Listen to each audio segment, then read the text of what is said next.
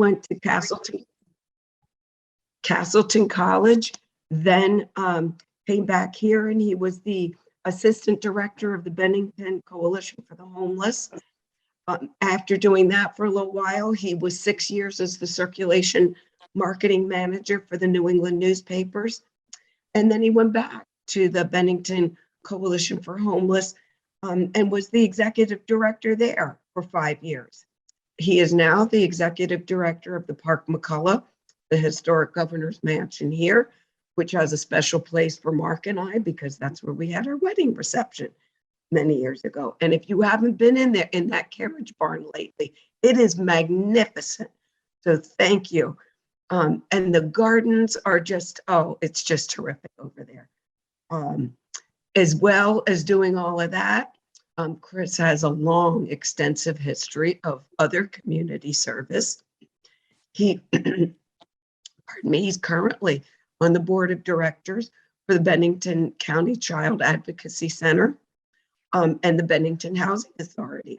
He's 3 terms. He was on the Bennington Select Board, and he has also served with the Bennington Free Library, the Rescue Squad, the Bennington Coalition for the Homeless, Better Bennington Corporation, the Net Care Pregnancy Center, Applegate Housing, and right here also in the Lake Parent Board of Trustees.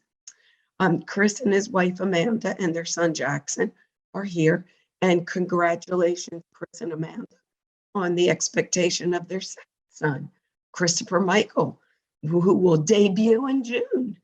So thank you, Chris. Thank you very much, Mary, and I'm honored to be speaking to this group. And I'm really disappointed that I couldn't host you at the mansion today. I really appreciate the willingness to have your meeting moved to the barn.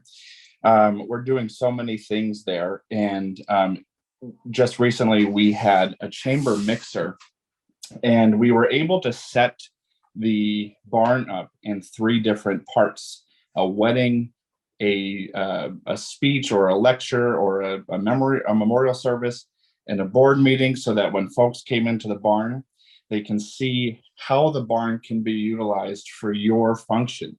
It's really important for me to share that we are more than just a wedding venue, and we're certainly more than a historic site. I pride us on becoming a cultural, educational, and recreational hub for not just North Bennington, but the community at large.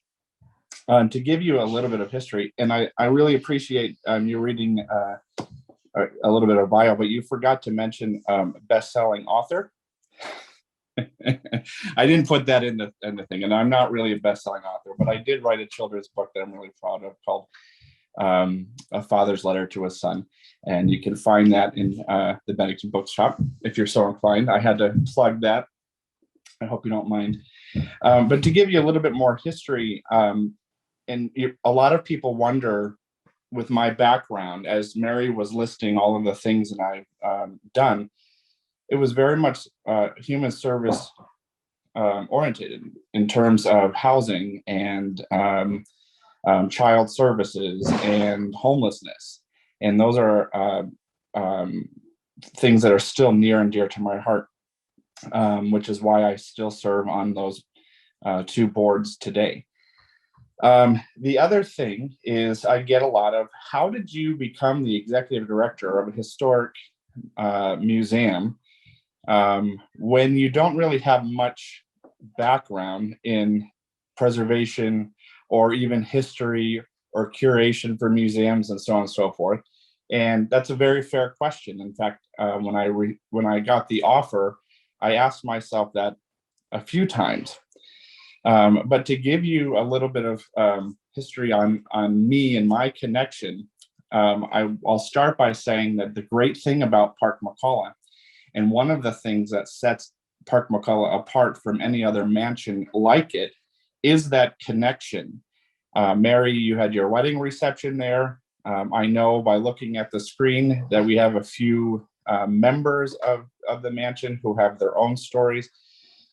Park-McCullough has had a way of connecting people and creating that Park-McCullough experience and the story that is different from the person that's sitting next to you. And that's really something that we're trying to capitalize on, is creating the Park-McCullough experience, however that might look to you. When I was growing up in North Bennington, the very first time that I stepped foot on the property was in Miss Gibbons' fourth grade class at North Bennington Graded School. And it was around Christmas time. They had heat in the building then, which I'm sure was a lot cheaper. But we walked into the main door, and I remember the scent of citrus and cloves and just holiday and Christmas. And I remember a very large Christmas tree that they would put in the hallway. And I fell in love with that house at that time. Fast forward, my first date with Amanda was on the property. And I'm sorry if you can hear my son, it's a school day today, or a home day rather. So my first date on the with Amanda was on the property. Then I proposed to her inside the mansion a few years later. She said yes. And I still don't understand why, but she also went into labor for our son Jackson in the garden in 2018. I became the director in September of 2019. And then just this past July, we got married on the property after being together for 10 years. So that's my story, or a brief history. And for me, it was more than curating and preservation for historic purposes. But really how this all started was I wanted to sit on the board of directors. And during the meeting, the garden party that Amanda went into labor, I approached a board member, and I thought that I could offer something to the organization on a board level. Although my hands were tied in some circumstances, especially with fundraising, specifically because I was the director of the homeless shelter, and every dollar that I raised really had to be for the homeless shelter and not necessarily my volunteer endeavors. So when I asked them when I was there, if there was a space on the board, of course, like any other nonprofit board, they got really excited at the prospect of having a board member. But I didn't realize at the time that they didn't have an executive director, and they hadn't had one in 10 years. So when I asked the board member, who is the director? Because I assumed that there is one, but they weren't present. And the board member said, "Oh, we don't have one. Do you still want to sit on the board?" And at that point, my response was, "Hell no," because I knew exactly what that meant. They were picking up the mail, they were writing their grants, they were doing everything that a director should be doing. And I just didn't have the time to commit that they needed. So I said, "You need an executive director. And when you are ready, give me a call." I certainly was not at a position where I was looking for a new job. I was, satisfied in my role at the homeless shelter. So I thought. I was working with the homeless population for 16 years in different capacities. And I was, I think, exhausted and beyond burnt out, which is what happens a lot in human services. I did not think that they were going to take me up on that offer or even entertain a meeting, but they did. And when I met with them, I was also extremely brutally honest with my observations. And I felt like I could, because I didn't think that it was going to go any further than that. And I had the ear of someone who was in a position to hear me out and potentially, take my thoughts into consideration.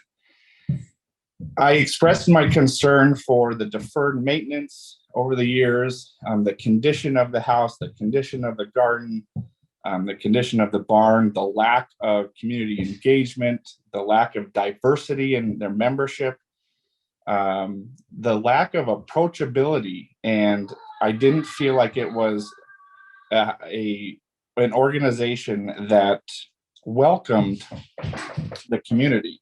And to me, that was extremely important. I had concerns about the future sustainability of the organization because I knew that I went through a rocky and turmoil. So I also criticized their membership structure, their marketing, and just about everything that they worked for. And I tried to do it in a very respectful way, but letting them know that if they want to succeed, it's really important to engage the community, because you can't teach the history and you can't show the property if no one shows up.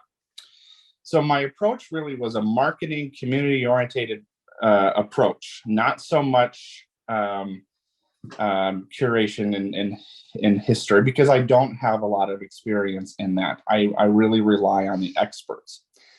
With my background in marketing, even, I thought that I could, bring some new life to the house. And so, long story longer, I guess, I ended up getting a phone call, because after that meeting, I swore that they were going to write me off and tell me to go pack sand. But they were genuinely interested in what we could do. And I had looked at the financials, and I knew that they couldn't afford to put on or to hire full-time staff. And any executive director for a nonprofit knows that whatever the board decides your salary is, you have to raise that money. So they could have easily given me $100,000 package. I would have to raise that. So they asked me what I wanted. I gave them a pretty modest proposal, and then they accepted it, and I started a month later. During that month, I did take some time off between the shelters between the shelter and this position to really collect my thoughts and to figure out what exactly I just did. I knew that I needed to form a team, and I needed a really strong and supportive and diverse board of directors. I knew that I needed to get experts on preservation, on history, and convince them somehow that they need to give their expertise to us, but not only to be involved, but to do it for free. So it's been a challenge. And now that we're in my second, a little over 2 years, I look back at what we've been able to accomplish, and I'm just thrilled to be able to share that we have 5 new membership structures. We've got new donors. And this past year, our annual campaign raised $101,000. That is enormous for any organization, specifically Park-McCullough, I think. Now, we could put in $1 million into that house, and we wouldn't even see the improvements necessarily, but we would, because we would need $1 million more. Just recently, we got our hands on another large grant, and we are going to be working on some new renovations and new projects this year. But just last year alone, we spent about $80,000 on a new and improved garden.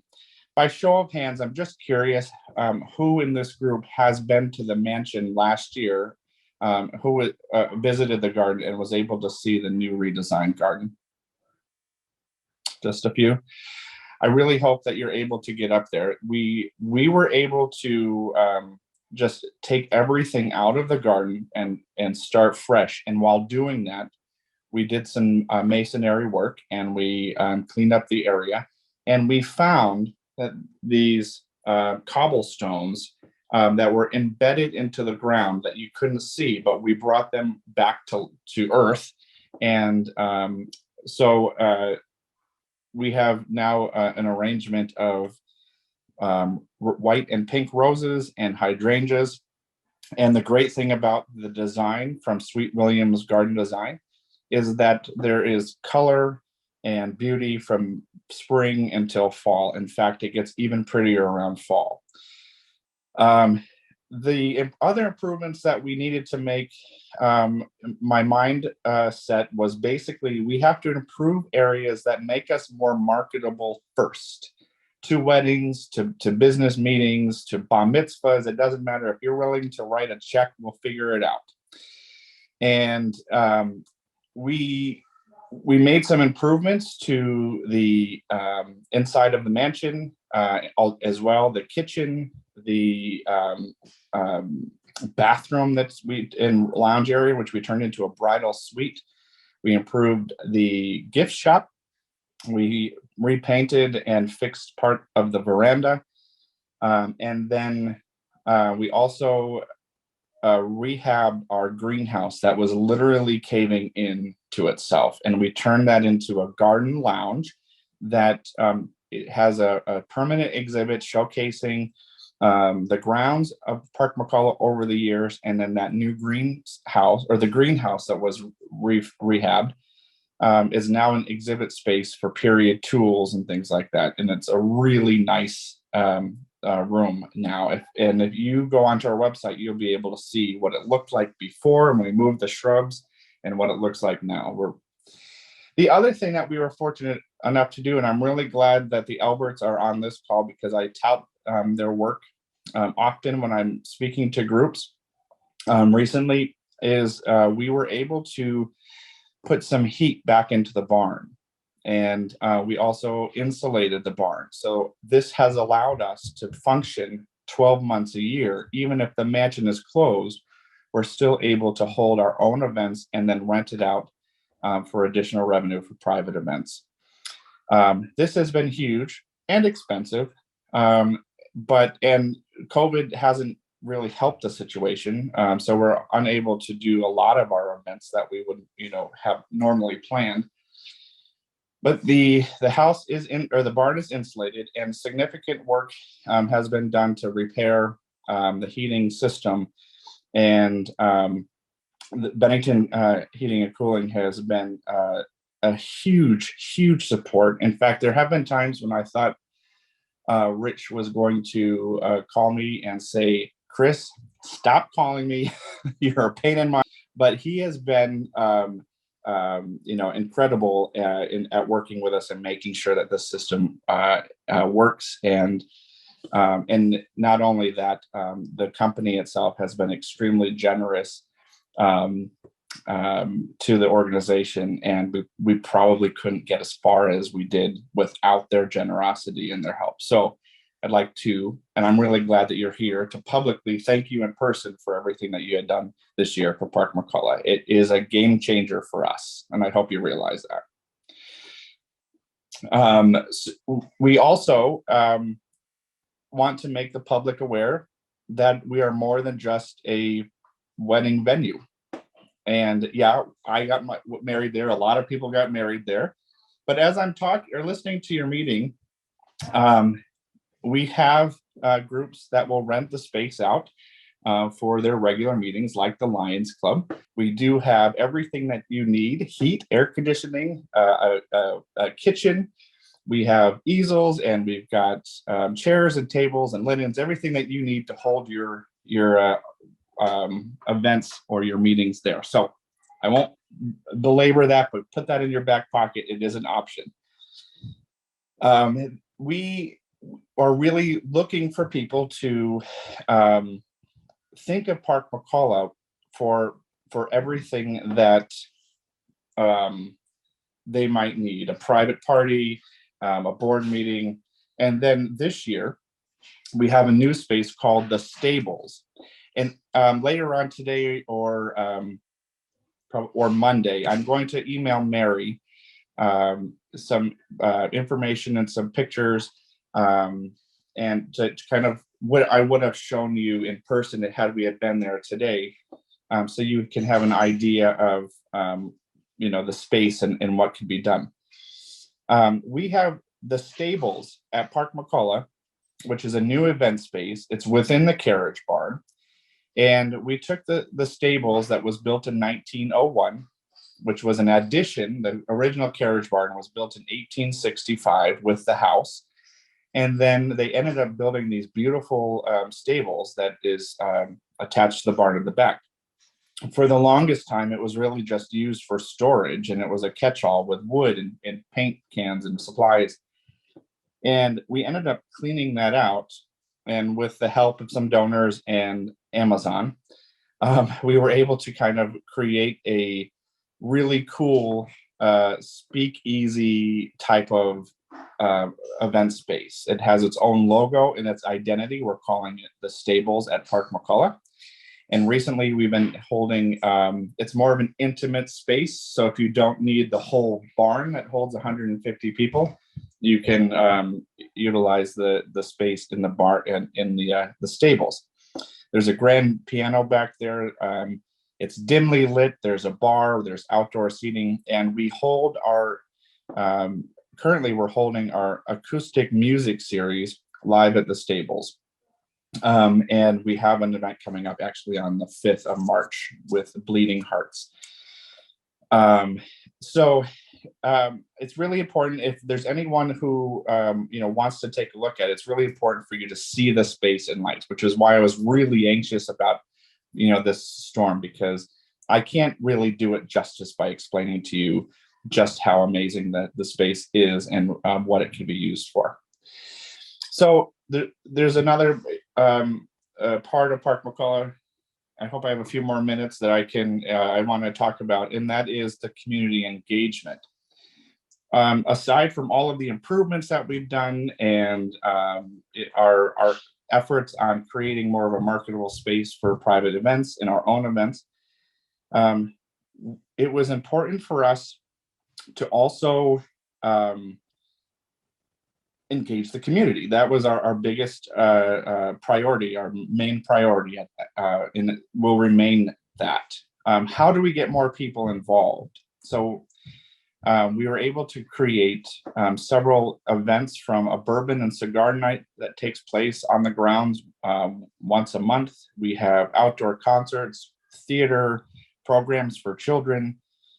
We have crafting workshops. We had a wreath making workshop over the holidays that was madly successful and popular. We have wine tastings and chocolate tastings. And this year we had a Sunday farmers market. We brought back Vermont Symphony Orchestra on the 4th of July, where we had about 300 people in attendance. We've got yoga in the garden on Sunday mornings. This has legitimately become a cultural and social hub for our community, and there's something that will appease just about every interest. We're going right now. We're in the process of looking at what the 2022 calendar of events will look like. We're definitely going to be using the stables throughout the year, and then I think we're going to be looking at a Thursday evening party that will consist of vendors and food trucks, and finish the night with an outdoor movie series. We have a 20-foot screen that is inflatable and that we will put out on the front lawn. We've done that a few times thanks to the Bank of Bennington, who helped us purchase the equipment. So we hope that on Thursday nights we'll have an outdoor movie series with an opportunity for people to come down and eat, have cocktails, and play lawn games and listen to music off of the veranda, and then finish the evening with outdoor movies. So what we're really trying to do is create Park-McCullough experiences. So we're not creating the Park-McCullough experience. We're creating Park-McCullough experiences that is tailored to you. So I urge you to take a look at our website. It's always being updated with events and our membership opportunities. We just started some committees that that might interest you. Go to parkmccullough.org and check out our membership options. We can't continue to do the things that we're doing without the membership. They are literally the backbone of our organization. And with that, I open it up to any questions, and I really appreciate your time. It's groups like the Rotary and the Lions and the young professionals that we really want to to be on the property. It's essential for our long-term sustainability as far as I'm concerned. So Chris, I know you went to North Bennington School, as did I and all my kids. And the school was such a big, had such a big connection with Park-McCullough. Like Pat would bring the kids over on historic days and the kids would dress up. Are you going to continue? Are you going to open that back up? Because I think it's been a moment since they've been doing that. Yeah, they just came back last year, and they came in full suit. Every single person in the class dressed up as a member of the family. So we had everybody from Park to Bess Johnson, who was the last McCullough to live in the family, and they came in with their cards. So we definitely will be expanding our education program. Oh, I forgot. I'm glad that you mentioned this, because I just launched a new program called Park-McCullough's Open Doors program, which gives memberships and benefits to people who are living in a homeless shelter, who are part of BPI, who are part of the PAVE program and the Bennington Senior Center. So the idea is to get people who would never have the opportunity to enjoy the things at a museum without the cost burden to them. That's a little bit of my human services roots coming out. But I was that kid who would not have been able to afford an opportunity to be a member at the museum or take part of the things that are in the museum. So this program is opening it up to people who are underprivileged and from children's families to senior citizens. Is the house and the library still connected, or are you two different identities now? So the library was built by Lizzie McCullough, who was John McCullough's wife. After he passed away, she built it in honor of him. And a lot of what you see today is because of the McCulloughs, the veterans home, the monument, that the family, the water system in North Bennington, the village school, the fire department. The list goes on and on and on. Of the reason why they exist is because of the Park-McCullough's the family's generosity. The Halls, the Parks, and McCulloughs. So the library, I believe, Lizzie left money, and Jenny would have to confirm this, but I believe that when the library was built, McCullough money was given to the library to help sustain it. We were not that fortunate when the mansion was given over to the association in 1967. I'm waiting to open up a closet door and finding a big stack of cash. That hasn't happened. Thank you for doing all that. You've brought Park-McCullough back to North Bennington. Yeah.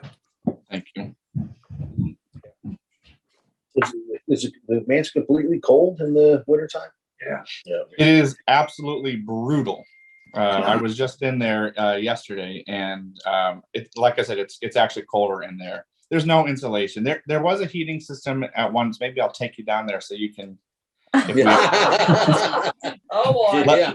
Let's finish the barn first, and then we'll worry about the They used to generate their own electricity in the basement.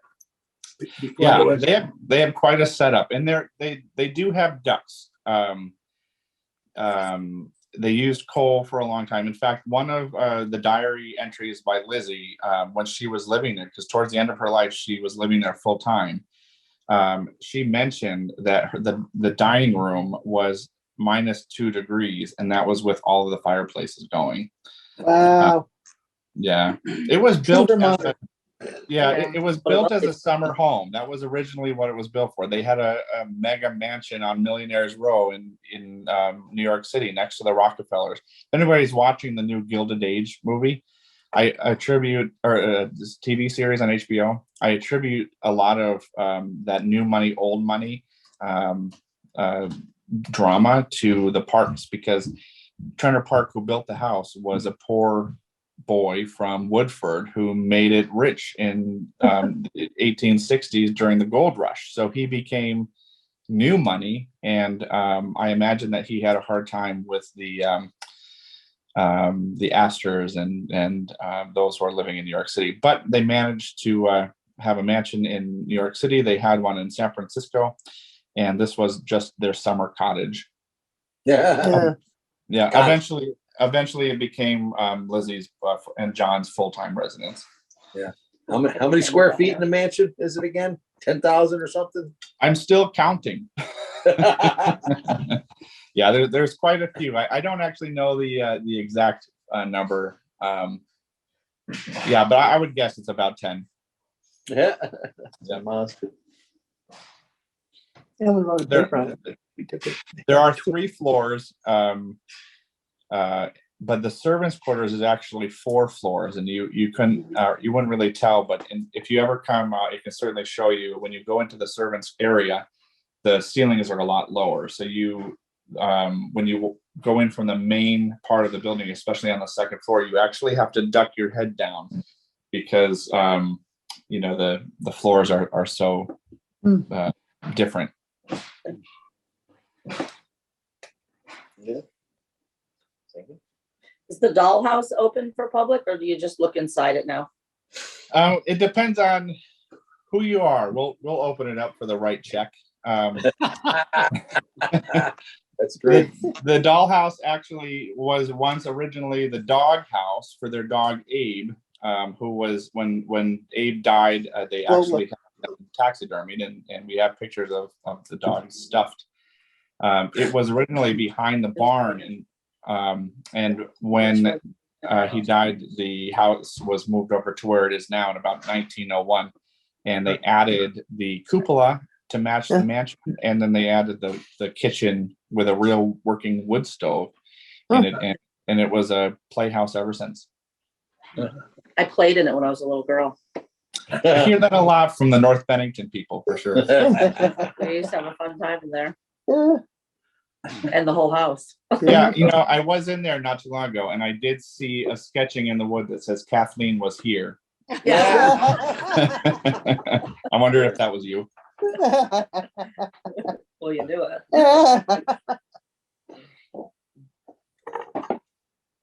Well, thank you very much.